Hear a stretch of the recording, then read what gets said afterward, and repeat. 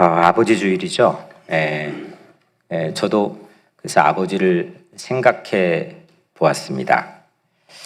아버지에게 받은 은혜가 그닥 생각이 나지를 않았습니다.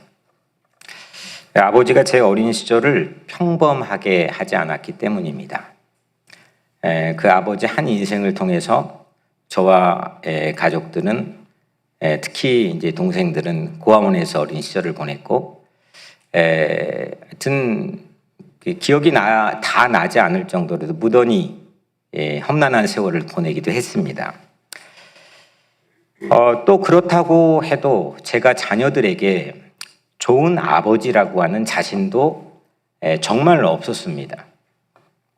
그래서 아버지 주일이 다가오면 조금 어색하기도 하고, 아버지 주일 설교가 꼭 쉽지만은 제게 않는 것 같습니다. 아버지 하면 떠오르는 사람이 아브라함입니다. 기독교, 유대교, 또 이슬람교까지 아브라함을 공히 father, 조상, 또 아버지라고 이 세계 3대 종교가 부릅니다. 이슬람교의 코란 경전에는 아브라함이 188번이 나오고, 또 유대교는 민족의 아버지라고 부르며, 기독교는, 우리가 속하는 기독교는 믿음의 조상이라고 부릅니다. 이렇게 다양한 인구, 다양한 인종들이 이렇게 긴 세월 동안 아버지로 불려진 사례는 아브라함 외에는 제게 딱히 떠오르지 않습니다. 심지어 서로 내 아버지라고 경쟁하는 탓에 전쟁이 일어나기도 했습니다. 본명이 아브람인데 후에 아브라함으로 개명이 되죠. 창세기 17장 5절에는 이제 후로는 내 이름을 아브람이라 하지 아니하고 아브라함이라 하리니 이는 내가 너를 여러 민족의 아버지가 되게 하려 함이니라 했습니다. 여러 민족의 아버지가 이제 아브라함의 뜻인데, 실제 그 개명된 이름대로 그는 살았던 것 같습니다.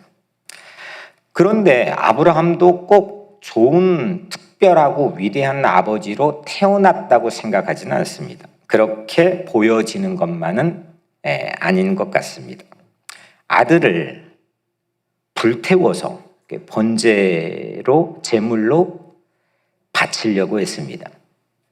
인신공양이라는 것은 하나님께는 없던 일인데 매우 유니크하게 이 아브라함에게 그걸 명하셨습니다. 이 사건이 훗날 아브라함을 믿음의 아버지로 세웠겠지만, 이삭의 입장에서 보면 이걸 쉽게 받아들일 수만은 없는 일이라고 생각합니다.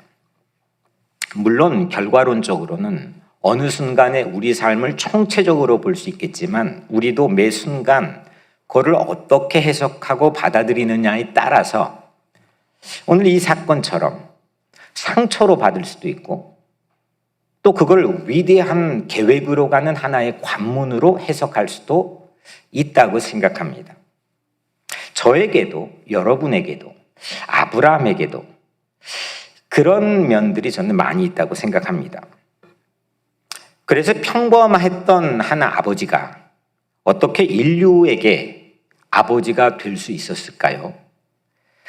그런 아버지가 우리도 근접하게나마 될 여지가 있는 것일까요? 또 나의 아버지, 내 육신의 아버지가 내 안에서 그런 아버지로 남아 있을 수 있을까요? 이건 실질적으로도 우리 삶에 보이지 않게 막대한 영향을 미치는, 아버지라는 존재가 내 인생에 막대한 영향을 미치고 있는 그 그림자, 나를 늘 따라다니는 그림자와 같은 역할을 한다고 생각합니다. 오늘은 아브라함의 이야기를 좀 짧게 같이 나누려고 합니다. 이 아브라함의 이야기 안에서 내 안에 아버지가 회복이 되고, 또 나 또한 아버지로서 회복되는 그런 아버지의 삶을 살아갈 수 있는 계기가 되기를 주님의 이름으로 간절히 축원합니다. 아브라함은 지금의 이라크 땅 갈대아 우르라고 하는 지역에 태어나죠. 현재는 이스라엘 지역과는 멀리 떨어져 있습니다.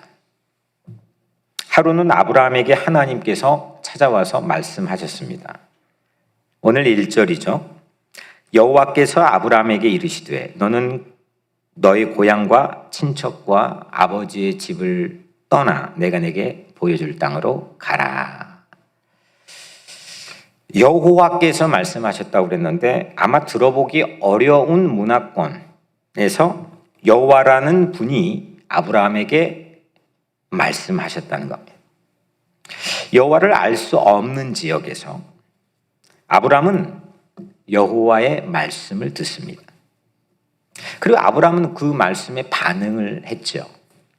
4절 오늘 읽지는 않은 창세기 12장 4절에 보면 이에 아브라함이 여호와의 말씀을 따라갔고, 그때부터 이거 말씀이 들려졌고 그 말씀대로 내 인생을 걸고 따라간 바로 그 순간부터 아브라함은 믿음의 아버지, 믿음의 조상으로 삶을 살기 시작합니다. 그런데 제 마음속에 처음 질문이 생겼습니다. 아브라함이 하나님을 믿음으로 따라갔죠. 근데 그 따라가게 된 연유가 무엇일까요? 어떻게 따라가게 됐을까요? 왜 아브라함은 그 여호와를 익숙하게 알지 못하는 문화권에 있었음에도 불구하고 그 말씀 하나에 자기 모든 걸 걸고 따라갈 수 있을까요? 물론 믿음이라고 우리는 알고 있겠지만 그 믿음을 어떻게 믿게 되었을까요? 무엇 때문에 어떤 근거로 아브라함은 그렇게 믿을 수 있었을까요? 아브라함의 믿음은 주로 많이 강조를 하는 편인데 아브라함이 하나님을 믿었습니다. 들렸는데 따라갔습니다. 걸었습니다.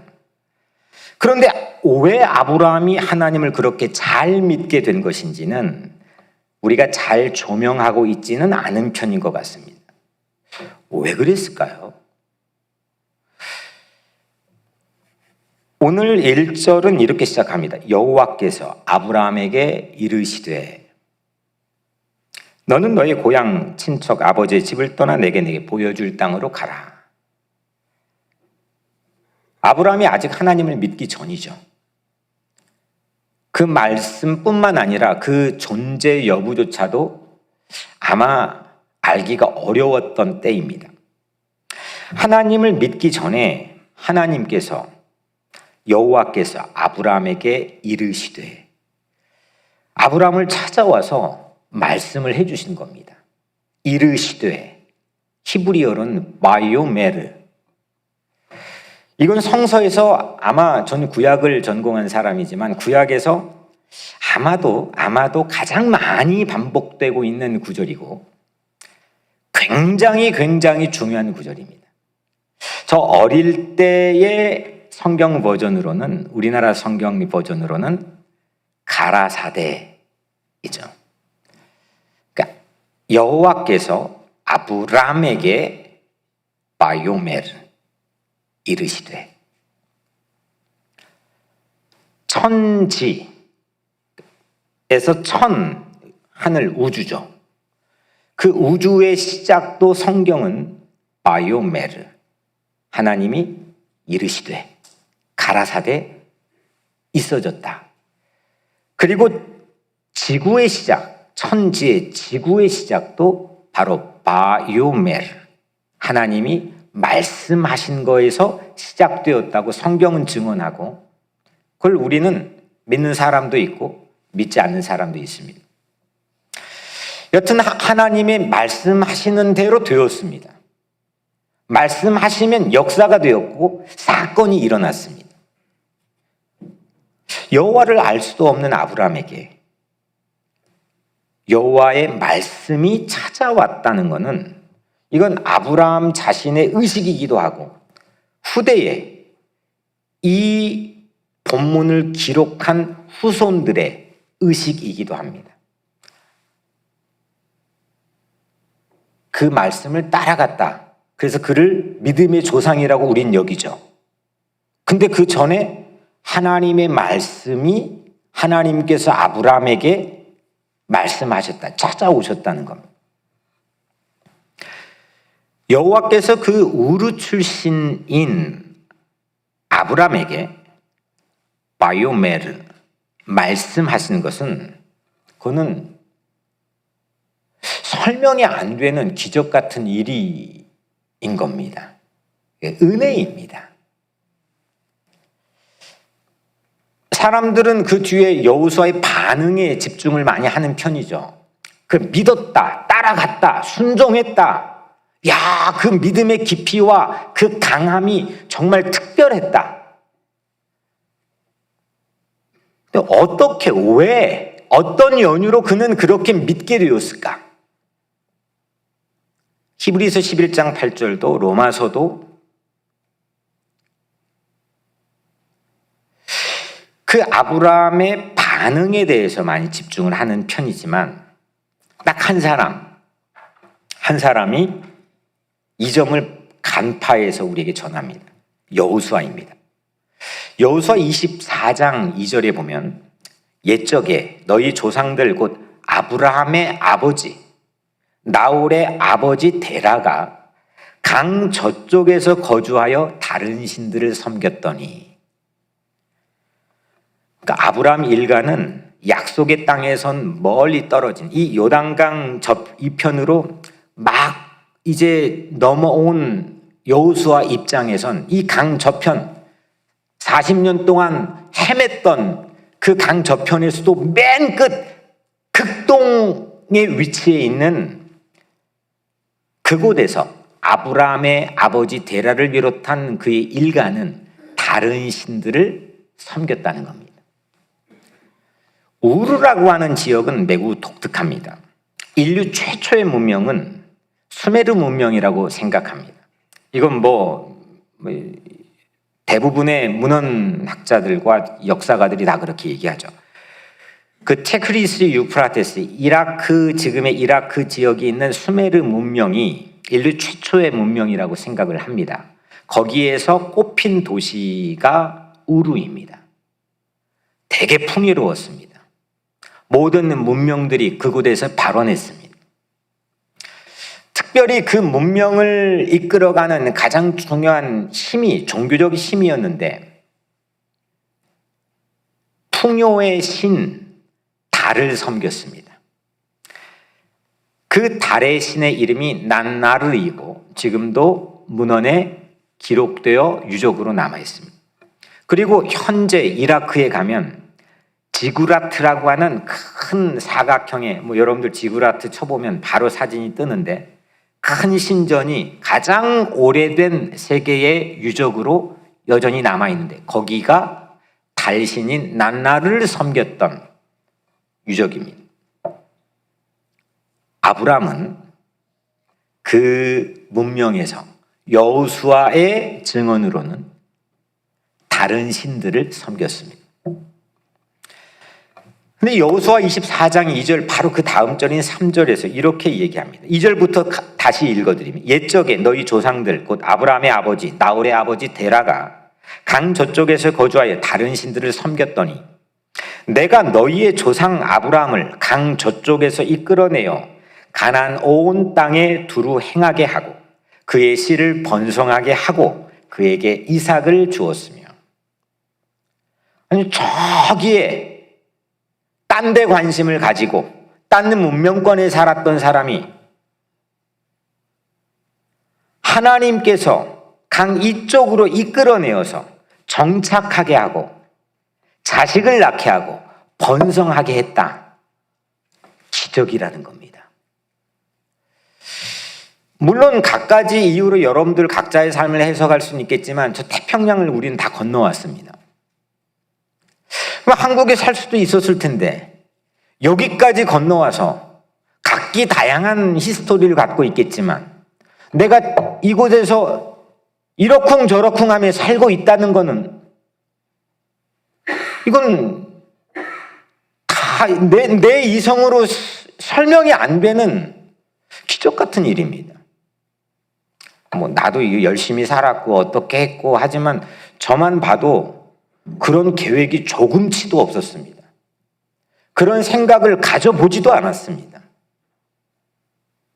그런 뉘앙스의 이야기를 한 겁니다. 아브라함 저기에 살고 있던 사람, 강 저쪽에 거주하여 다른 신들을 섬기고 있는 사람을 하나님께서 말씀으로 찾아가서 듣게 하고 그 말씀으로 이끌어내어 강 이쪽에 정착하게 하고 그 후손들이 지금 새로운 가나안 땅에 다시 들어와서 있다는 겁니다. 기적 같다는 겁니다. 은혜라는 거죠. 하나님은 그 말씀으로 아브라함을 약속의 땅에 데려와 살게 했고 번성하게 했습니다. 아브라함의 입장에서는 이거는 설명이 안 되는 은혜라는 거죠. 어떤 사건 자체를 내가 받아들인 태도와 해석의 입장에 따라서 전혀 다르게 우리는 그 사건을 누릴 수가 있는 거죠. 오늘 아브라함은 또 여호수아는 그 아브라함을 두고 이건 은혜라는 겁니다. 하나님이 아브라함에게 찾아갔다는 것. 하나님이 그 아브라함에게 말씀하셨다는 것.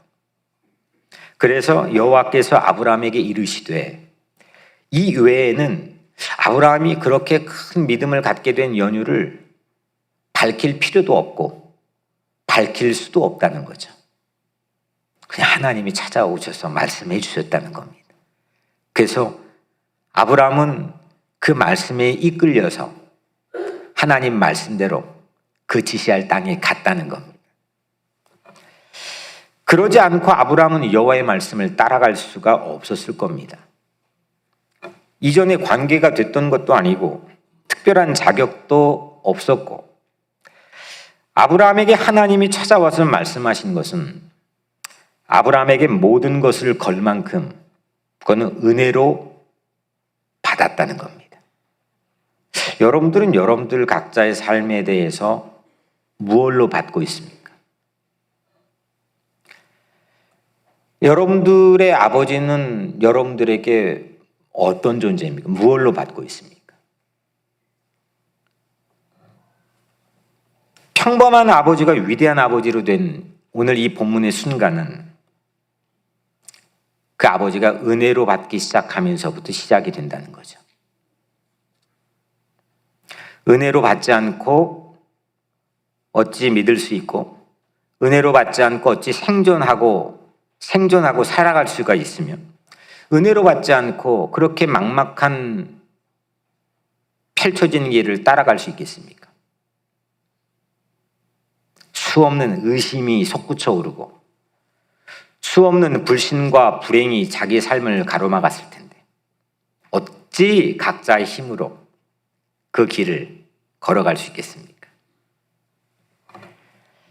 아브라함이 먼저 믿은 것이 아니고 하나님이 먼저 아브라함에게 찾아와서 말씀하셨는데 그걸 은혜로 받았다는 겁니다.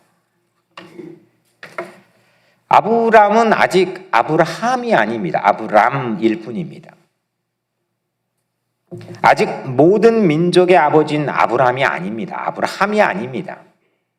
여전히 다른 신들을 섬겼고 여호와를 위해 그 어떤 특별한 행위나 기여도 한 바가 없고 특별의 자격을 갖출 만한 흔적도 우리에게 보여주지 않았습니다. 12장 바로 전에는 그 아버지 데라의 이 아브라함의 일가의 족보를 잠깐 소개를 하는데 사람들이 잘 주목하지는 않지만 그 족보를 담아놓은 의미는 아브라함은 특별하지 않았다는 겁니다. 그만큼 멀리 떨어져 있었고 특별하게 연관된 일을 경험해 본 적이 없고 그리고 자격을 축적할 만한 그런 노력도 하지 않았다는 겁니다. 아브라함은 극히 평범했습니다. 그런데 은혜로 받았습니다. 내가 특별하면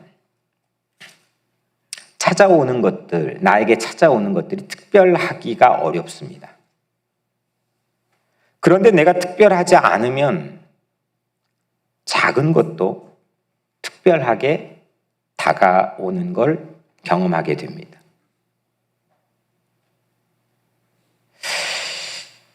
목사님은 왜 이렇게 좀 두려움이 없는 것 같습니까? 뭐 이런 질문을 하는데 저도 뭐 그 이유를 알지는 못하겠지만 가장 두려움이 없었던 그런 순간을 기억해 보자면 잃을 게 없을 때, 내가 특별하다고 생각할 근거가 전혀 없을 때, 난 더 이상 무엇도 잃어버릴 게 없다고 생각될 때, 뭐 잃어버릴까 싶어서 조마조마하면서 두려워하는 그런 순간이 아니고 아무것도 없을 때, 극히 평범할 때, 그때 우리는 용기를 갖게 됩니다. 해볼 수 있게 되는 거죠. 앞으로 나가게 됩니다. 근데 너무 많은 것들이 쌓여졌을 때, 또 그러지도 않는데 특별히 내가 혹 잃어버릴까, 내가 특별한 존재라고 지나치게 생각할 때, 우린 나에게 다가오는 특별함들을 특별하게 받아들이지 못하는 경향들이 점점 많아집니다. 두려워집니다. 나가지 못합니다.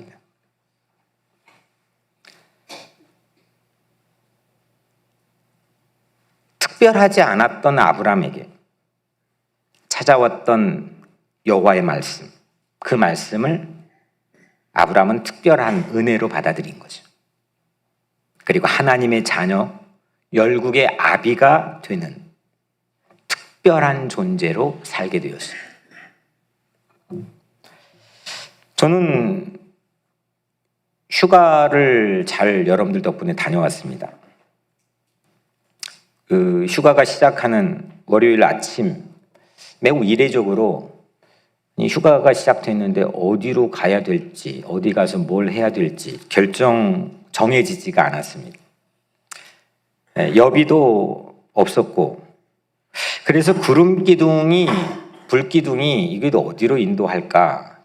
오늘 월요일 오후까지 이게 구름기둥이 움직이지 않으면 집에 그냥 있어라는 생각으로 알고 집에 있을 참이었습니다.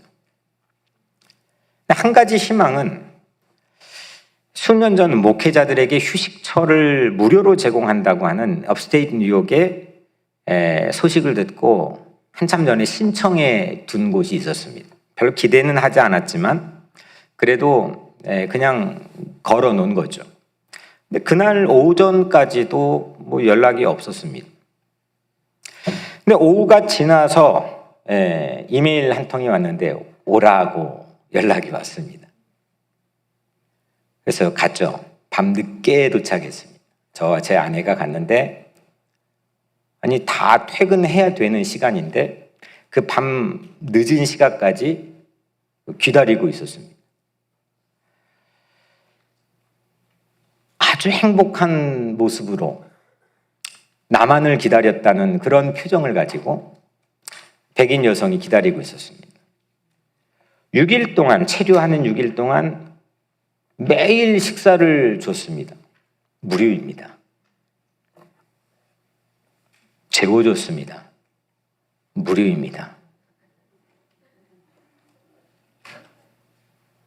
1902년도에 만들어진 곳인데 한 사람이 비전을 가지고 목회 중지, pastoral respite, 그러니까 목회하는 모든 업무를 중지시키고 그 사람을 재충전을 회복시키는 그런 한 독지가의 비전을 가지고 정말 최고의 아름다운 곳에 30개, 120년 된 건물들 30개가 들어서 있습니다. 모든 게 무료입니다. 교회도 24시간 열려 있습니다. 어떤 건물에도 들어가는데 묻지 않습니다. 그냥 들어갑니다. 심지어는 목회 상담을, 제가 목회자가 목회 상담을 원하면 아주 숙련된 목사님, 채플린이 언제든지 대기하여 준비하고 있습니다. 자격을 묻지도 않았습니다. 그 가는데 그냥 고작 한 개 우리 교회 홈페이지 하나 보낸 게 전부입니다. 그럼 저에 대해서 뭐 프로필이나 왜 오려고 하는지 뭐 여러 가지 자격 심사에 대한 어떤 질문도 없었습니다. 모든 게 무료였습니다. 이렇게 잘해주니까 은근한 저의 속물근성이 세상이 혹시 나중에 뭘 요구하는 거 아닐까 그렇게까지 생각할 정도였습니다. 모든 게 분에 넘치는 과분한 그 아주 정직하고 진정한 섬김, 이게 100년 정도를 끌어온 섬김이었습니다. 돌아오는 날 백인 할머니 채플린이 제 손을 꼭 잡고 꼭 다시 오라는 말만 해주었습니다. 그 어떤 앞으로 뭐 이렇게 하세요 어떤 요청도 또 어떤 기대도 없었습니다.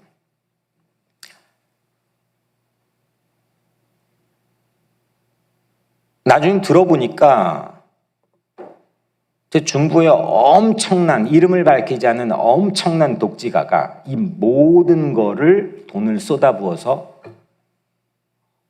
해준다는 겁니다. 저를 본 적도 당연히 없겠고 자기를 알아달라는 어떤 제스처도 흔적도 전혀 있지 않고 저는 목사로서 수없이 은혜를 말해왔습니다. 근데 그 짧은 일주일의 기회는 은혜라는 게 뭔지를 직접 체험할 수 있는 기회였습니다. 그냥 말이나 교리가 아니고 은혜가 뭔지 그걸 직접 체험해 볼 수 있는 기회였습니다. 거기에서 요나서를 아마 한 50번 이상 읽었습니다. 그리고 요나에 관련된 서적을 2권을 탐독한 거는 그냥 그건 보너스 덤이었습니다. 다른 휴가 때는 그게 주였는데 그냥 따라오는 보너스 같았습니다. 그냥 은혜였습니다. 감격이었습니다. 제가 밥을 못 먹어서 뭐 그랬겠습니까? 제가 잠잘 곳이 없어서 그랬겠습니까? 뭐 어떤 자격이나 어떤 조건도 내걸지 않고 무료로 그게 믿어지지 않을 만큼 설명이 안 되는 그냥 은혜였습니다. 이게 은혜구나.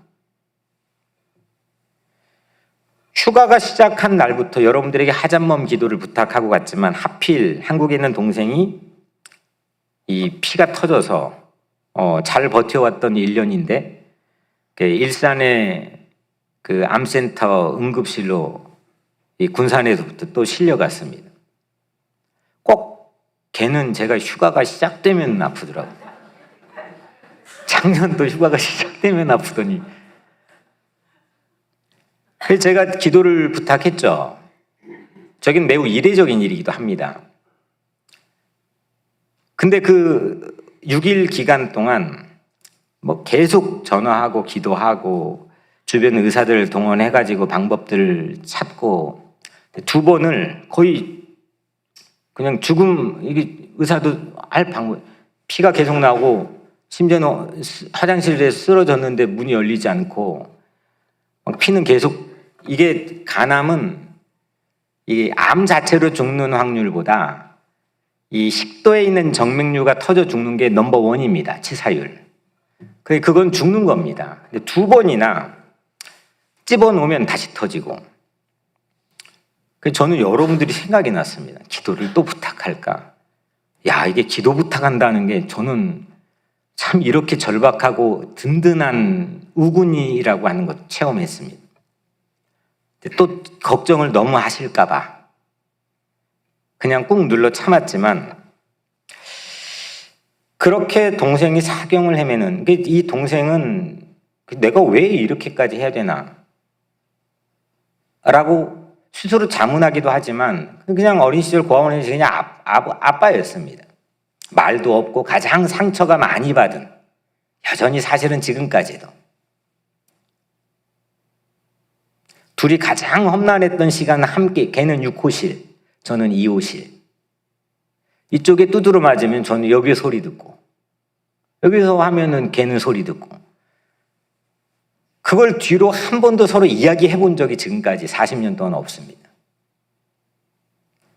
그래서 저는 그 아이를 지키는 게 제 최선을 다하는 거죠. 근데 그런 순간 속에서도 은혜를 직접 체험케 하신 하나님께서 그 은혜가 더욱 깊으니까 믿음을 줬습니다.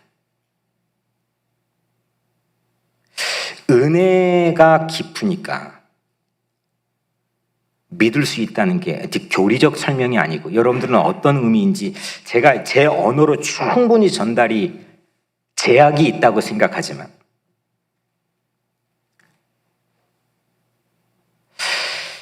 사람이 더 잃을 게 없어서 그냥 과분하게 나에게 주신 분에 넘치는 과분한 은혜가 내 안에 한 줄기라도 채워지면 무서울 게 없다고 하는 사실을 저는 어린 시절에 숱하게 경험했습니다. 그거를 경험한 한 주였습니다. 뭐가 이렇게 덕지덕지 우리 각자의 삶에 무늬처럼 붙어 있는지, 사실 그거 별것도 아닌 건데 하나님께서 나에게 찾아와 주셨고, 나를 불러주셨고, 나를 이동시켜 주셨고, 나를 여기까지 책임져 주셨고, 그 어떤 자격도 묻지 않았고 그냥 무료였고, 사는 삶 자체의 순간순간을 은혜로 받아들일 수 있다면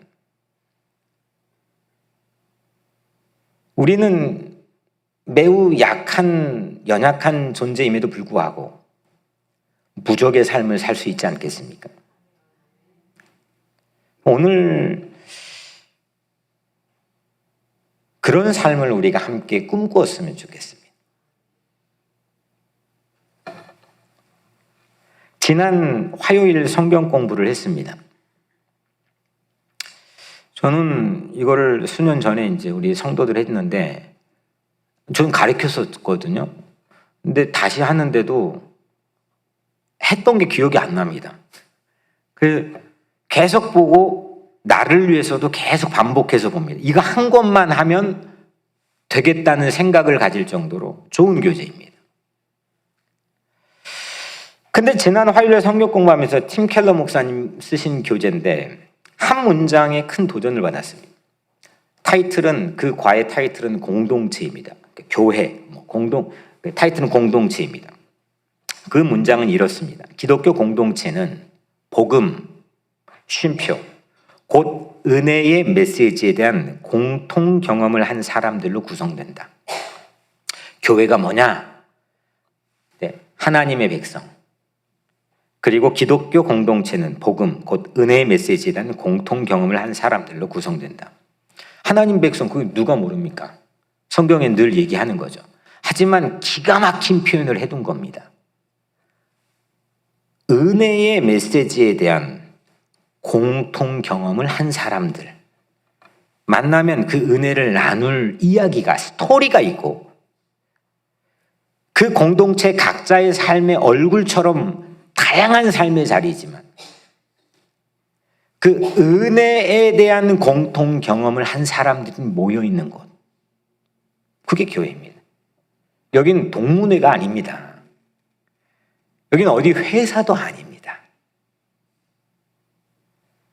여긴 어떤 향후회도 아닙니다. 여기 물론 봉사도 헌신도 해야 되겠지만 그거 할 목적으로 온 것도 아닙니다. 여기는 은혜 받으려고 온 겁니다. 은혜를 확인하고 나와 같이 은혜에 대한 공통 경험을 한 사람들과 같이 새로운 믿음으로 나가기 위해서 온 겁니다. 이게 제가 계속 강조해 왔던 겁니다. 그게 없이 하면 사람들이 행복하지 않습니다.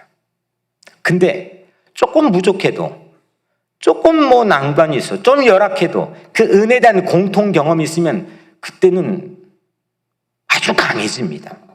이스라엘 백성들은 뭡니까? 홍해 바다가 갈라진 그 은혜에 대한 공통의 경험을 한 사람들입니다. 그 힘으로 40년 동안 광야에서 생존했습니다. 우리는 이 광야 같은 세상에 살면서 은혜에 대한 공통 경험들이 있습니까?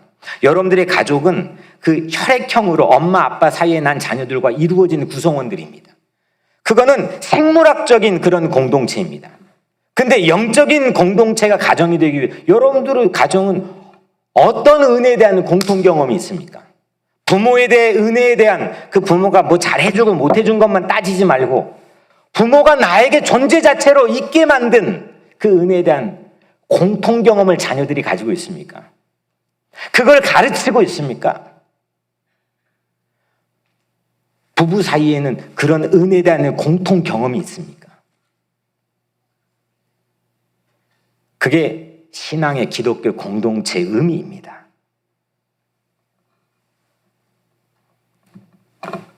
복음, 그러면 은혜의 메시지가 무엇일까요?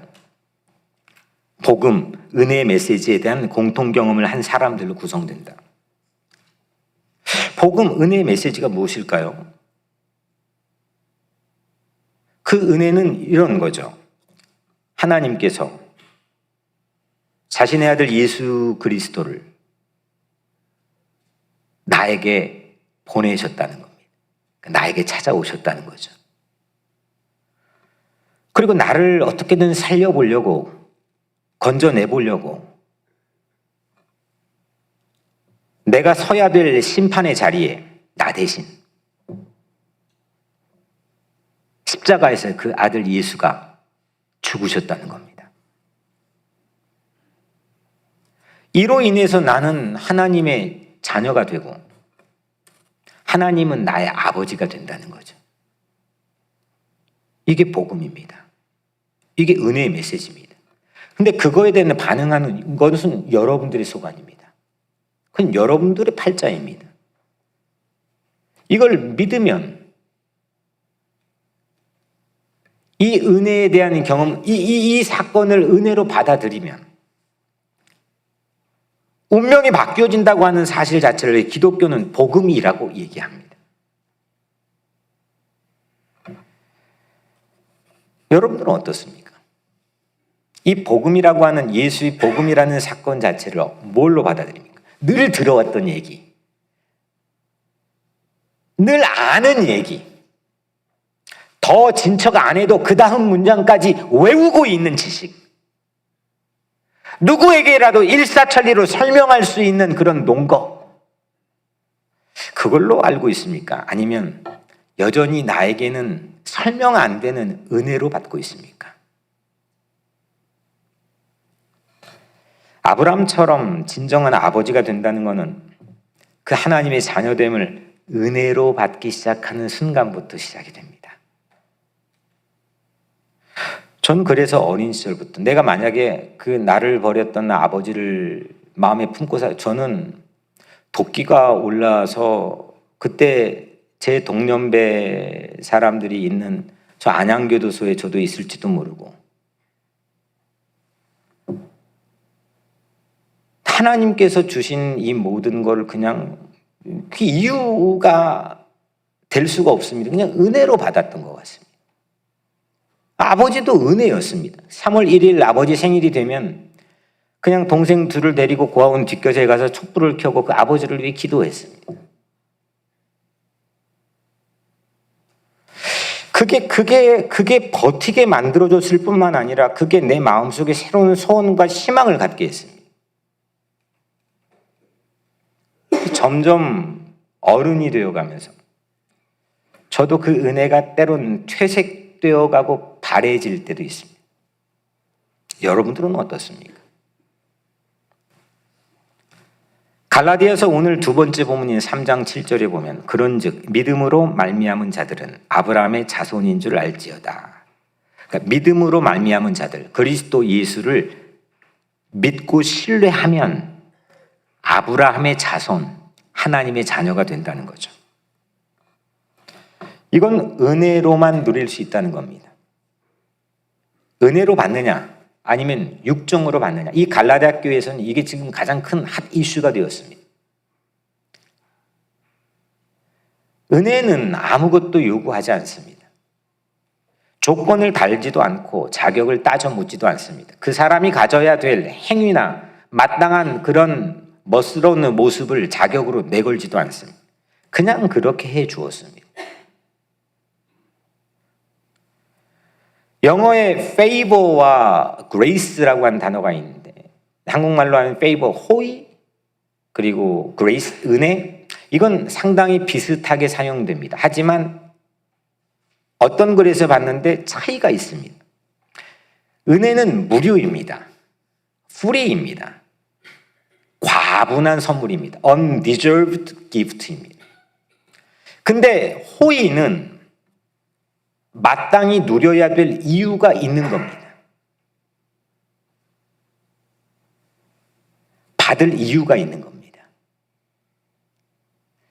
여러분들은 하나님뿐만 아니라 여러분들의 가족이든 부모든 아니면 이웃이든 불특정 다수의 어떤 정의를 위해서 힘쓰고 있는 그런 이웃이건 호의의 관계입니까? 은혜의 관계입니까?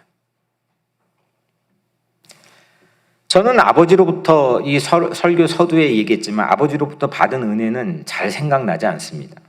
하지만 아버지 자체가 제게는 은혜입니다. 그래서 오늘 저는 있는 겁니다. 그 은혜가 저를 지켜줬습니다.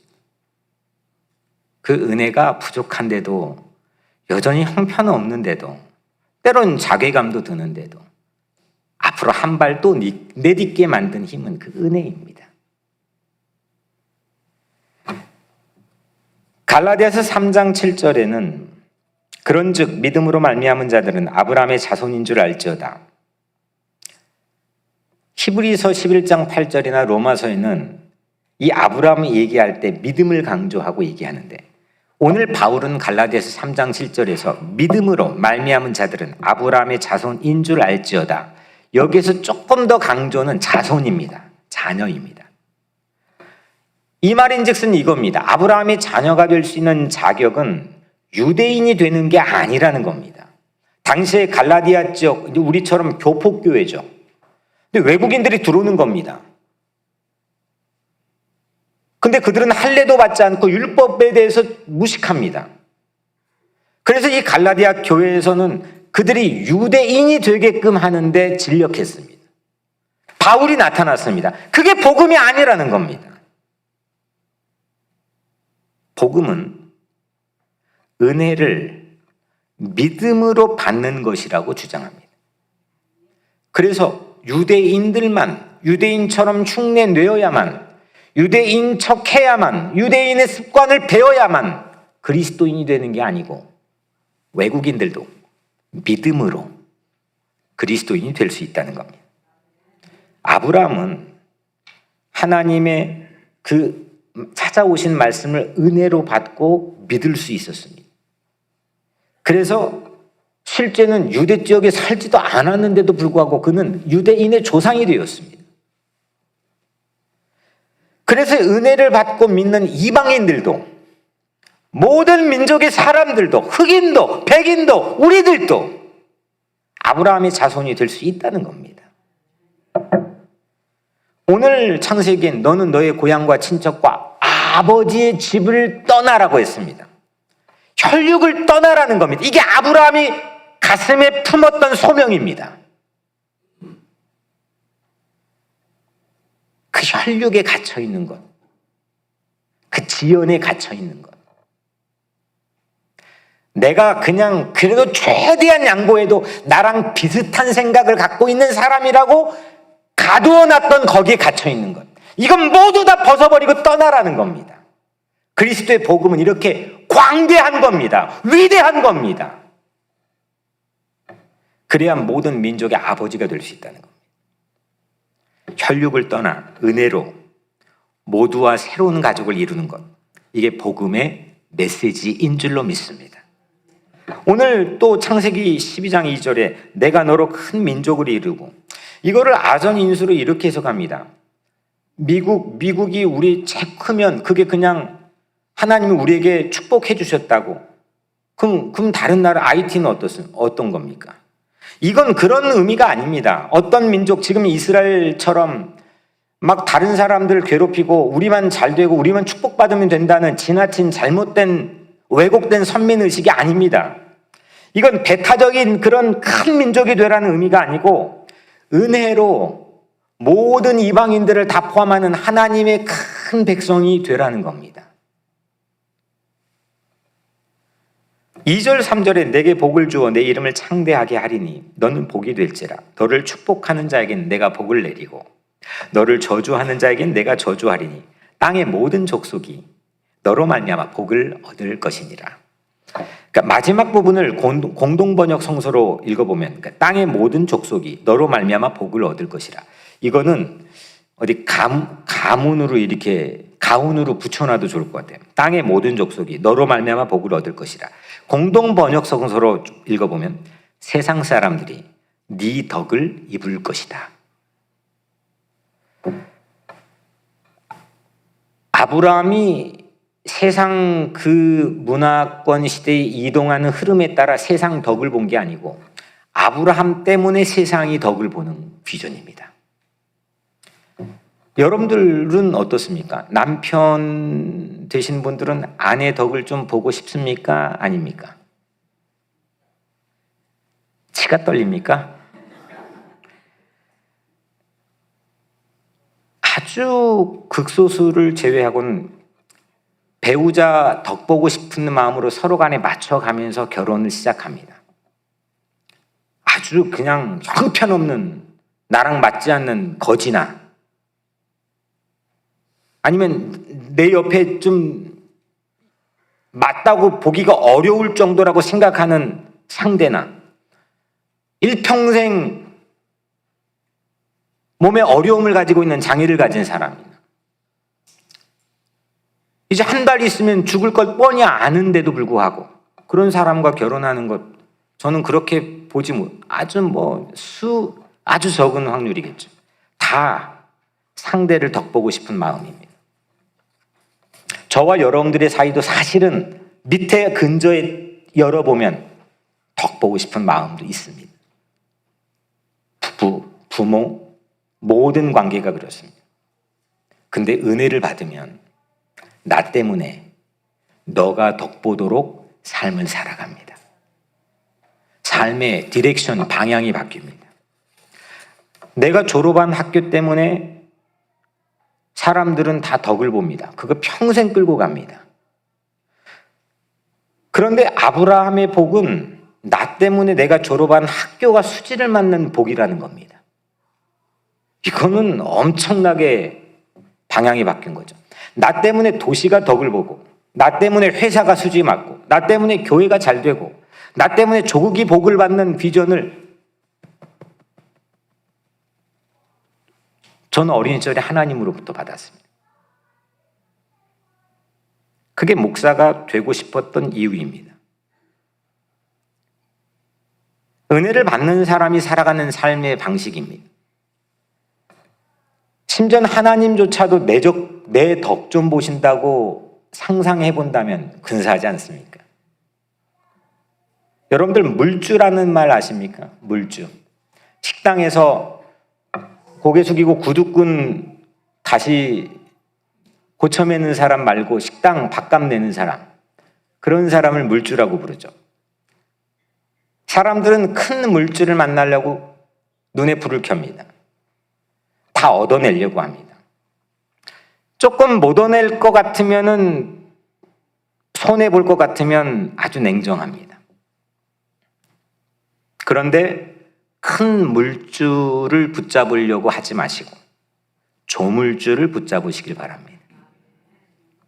그것이 조물줄을 붙잡으려고 하는 삶이 은혜를 사모하는 삶입니다. 모든 내게 다가오는 삶의 순간순간 상황들을 은혜로 받아들이는 그게 조물줄을 붙잡으려고 하는 삶이라고 저는 생각합니다. 조물줄을 붙잡게 되면 내가 밥값 낼 수 있는 물주가 됩니다. 아브라함이 세상 덕 보는 복이 아니고 세상이 아브라함 덕 보고 살아갈 복을 받으시길 바랍니다. 아브라함은 그 어디에도 부모 덕에 출세하지 않았습니다. 아브라함 때문에 아버지 데라가 알려졌습니다. 아브라함은 자식 덕 보려고 하지 않았습니다. 아브라함 때문에 자녀 이삭이 수지를 맞았습니다. 은혜는 사람을 이렇듯 커지게 합니다. 넓게 만들어줍니다. 시야를 넓혀주고 마음을 크게 합니다. 사랑하는 여러분, 내가 특별하지 않을 때 그때야 비로소 하나님의 은혜가 받아들여지기 시작합니다. 그리고 하나님의 은혜를 받기 시작하면서 나는 특별한 존재로 살게 됩니다.